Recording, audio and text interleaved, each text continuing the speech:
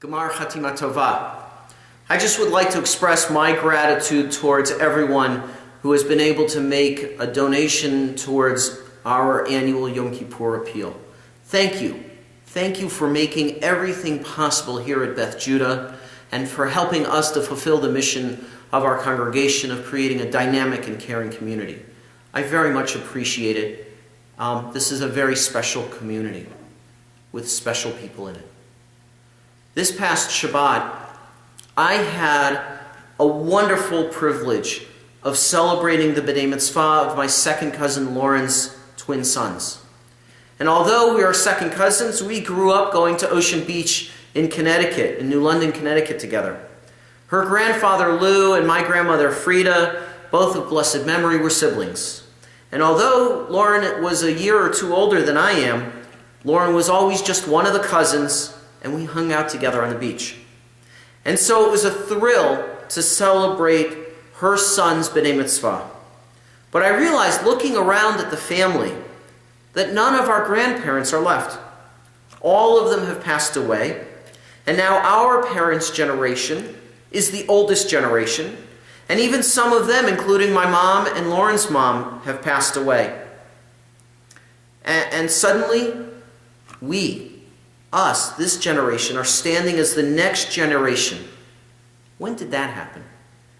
And the many summers at the beach are in the past, and they are just stories that I tell.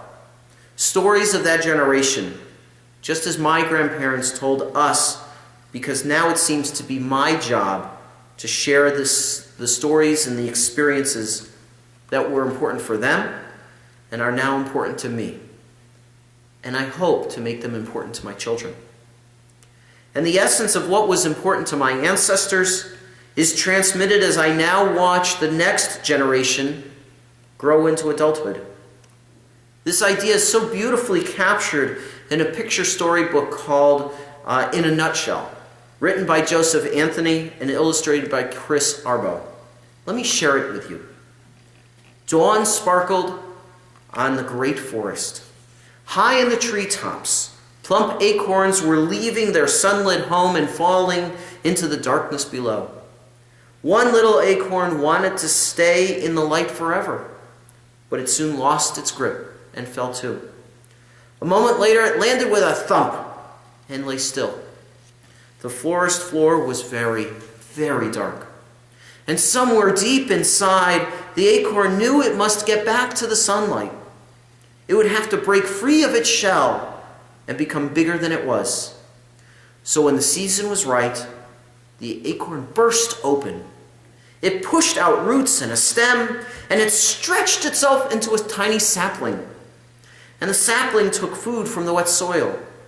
And it soaked up every drop of light its tiny leaves could reach. And it grew a little more each day. And as days passed into years, the sapling discovered that becoming an oak wasn't easy. Hungry mouths nibbled it. Vines choked it. And sometimes it was icy cold. And other times it was bursting hot. Hard times helped make the sapling strong as it grew into a tree. Yet even the strongest trees weren't safe from everything. And still, it kept growing and reaching for the sun. And years passed. And what was once a small acorn became the tallest tree in the forest with deep roots and sturdy branches. Countless leaves touched that sunlight, and they turned the light into life that filled the tree and flowed over. It dropped acorns of its own, giving life to little oak trees and food to the forest creatures. To many, the tree gave a home. But when it was old and tired, and its limbs and roots were rotten, the mighty tree could grow no more.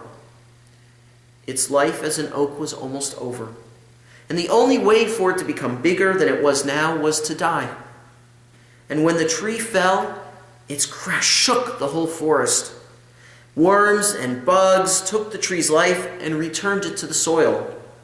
And finally, the tree became a pile of rich, dark earth. And no one remembered that it was once a living tree, grown from an acorn. And it seemed that oak was gone forever when another tree was planted there. And the life of the oak passed from the soil into the new tree, a cherry tree. And when the cherry tree grew up, birds ate the fruit, scattering cherry seeds and new life all through the forest, and until the life of the little acorn became a part of everything.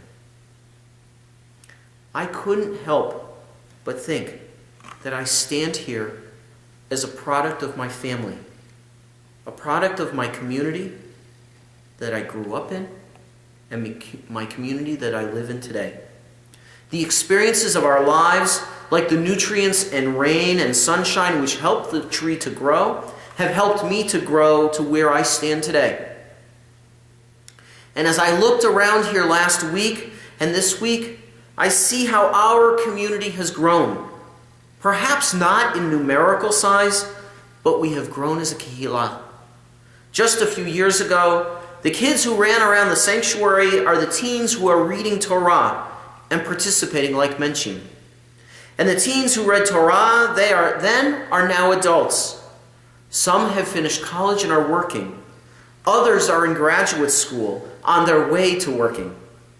And there are some who are now married or about to be married. And even those who are married now have children. And I am so thrilled when they return, and now they are raising babies. And what is most amazing are the values of our kehillah that pass through them to our children and to our children's children. As Jews, we always try to take the short view and the long view. The short view is always pulling out our hair about what will our community be like in the future, what will happen with our children and our children's children. Will they even still be Jewish, we ask. But Jews are also quick to point out the long view, l'dor vador, from generation to generation. Does our faith and our values get transmitted along? How is this the case? At the funeral of a loved one, there are eulogies. And in those words of memory, the family often tells stories and anecdotes of the person and what he or she did in life. And as they tell the story, the memory of that loved one is perpetuated, just as the life of the oak tree is perpetuated, because it once again becomes part of the fertile soil, which provides growth to the next generation of trees. We perpetuate the memory of loved ones by naming our babies after our relatives, especially grandparents and great-grandparents. When we have a baby naming, I always encourage the parents to speak publicly about what the name of their child means. I encourage them to explain the name, what it means to them, and more often than not, the meaning of the name is not just its basic definition, but rather it is a listing of attributes of that beloved relative who died. To me, it is one of the most moving moments because that child is being anointed with the best qualities of the person for whom they are being named. And the memory of that loved one is being perpetuated on into the next generation.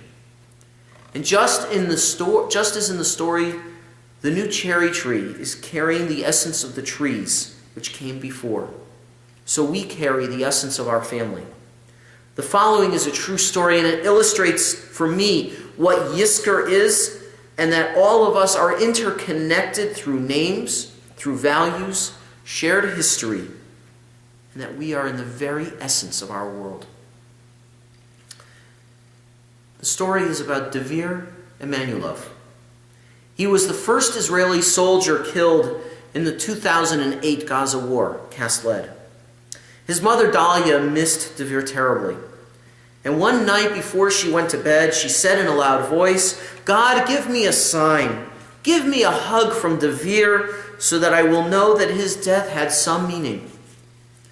And that week, her daughter asked her to accompany her to a musical performance of the International Craft Festivals in Jerusalem.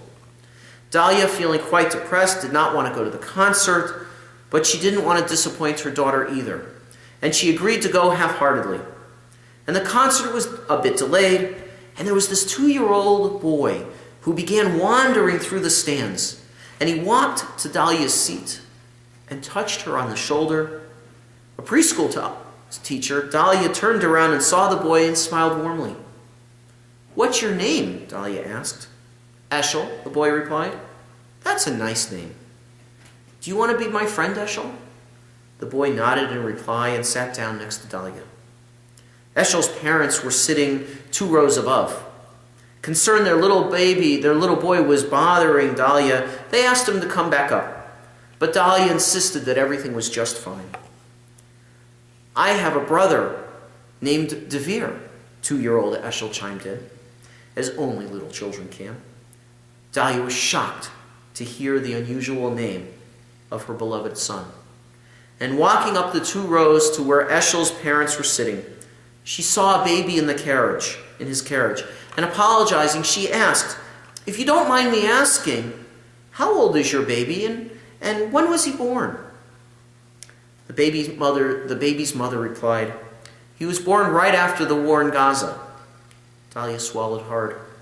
"Please tell me, why did you choose to name him Devere?" Baby Devere's mother began to explain. "When I was at the end of my pregnancy, the doctor suspected the fetus may have a very serious birth defect. And since it was the end of the pregnancy, there was little the doctors could do, and I had to just sit and wait and to see how things turned out. And when I went home that night, the news reported that the first casualty in the war was a soldier named Devere.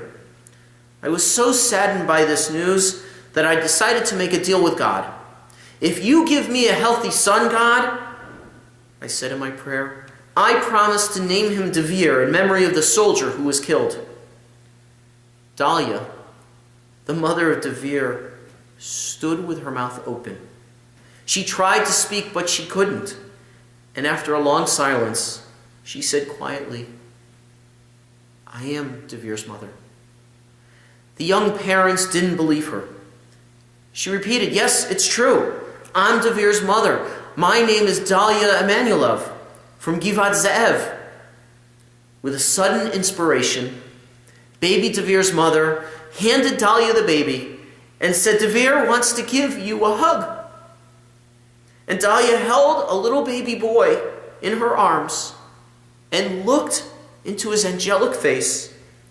The emotion she felt at that moment was overwhelming. She had asked for a hug from Devere, and she could truly feel his warm and loving embrace from the world of truth. Yizkor is meant to give us the truly warm and loving embrace of our ancestors. Just as the cherry tree blossomed with its new fruit, and just as this baby was named for a person who gave his life to defend Israel, and just as we name our children for our ancestors, we give love and care to the future in the same way. In this time of meditation and contemplation, as we are remembering our loved ones, may we feel their essence in our hearts. May we feel their presence in our lives, whether in the actions we take or in the way our future embodies the past. May we feel the strong embrace and hug of our loved ones. And may we be blessed always with the gift of memory, and may those memories always be strong. Amen.